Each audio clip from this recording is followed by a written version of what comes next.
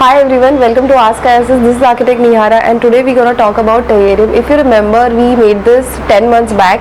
Now it's been a long time and this is an update video, but because of some issues we had to take down the earlier video, and now we are uploading it. We will be adding it at the end of this video. So if you haven't seen this, please make sure that you see the complete video till the end, and let's see how it looks now. For the earlier 8 months it was looking amazing. It was thriving and lush green. It looked like a mini rainforest inside this glass jar, and it looked amazing. But I think 2 months back, because we shifted to a new place and change in climate, I don't know, I'm still trying to figure out what changed. So in last 1 month or 1.5 months, I'm seeing few changes inside. I can see a lot of dead plant material. It's very much alive. I can see creatures inside, some insects inside, but I think the way it was looking earlier, it's not the same situation now. So let's see how it looks right now, and I would like to do some changes in it and probably remove some dead plant material and add few more. Now it's again the monsoon season, so I think I can afford to take that risk and do some alterations. So let's see.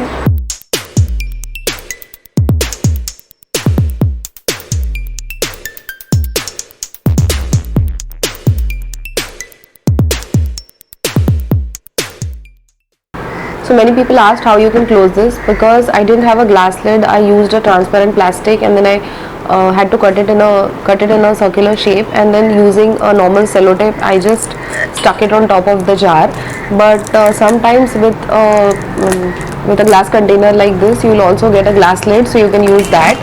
And okay, so now I'm just opening it. Let's see what's inside. So few days back I had seen earthworms inside, very few springtails. I think back in October I could see many. And the baby earthworms, I have seen snails also inside. So let's see today what the situation is. I think it still looks really beautiful. Okay, so you can see moss inside, some greens. If you remember, we had added this tree bark and stone. We can still see that, but now it is kind of covered with everything. So we'll add few plants and mud, and these are basically weeds, so you can source it from anywhere.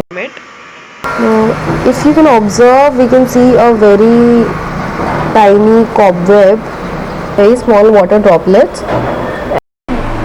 So firstly what we'll do is we'll remove all the dead plants inside, and I'll also clean the surface of the glass so that you can see it properly. I'll be using a small cotton fabric piece to clean it.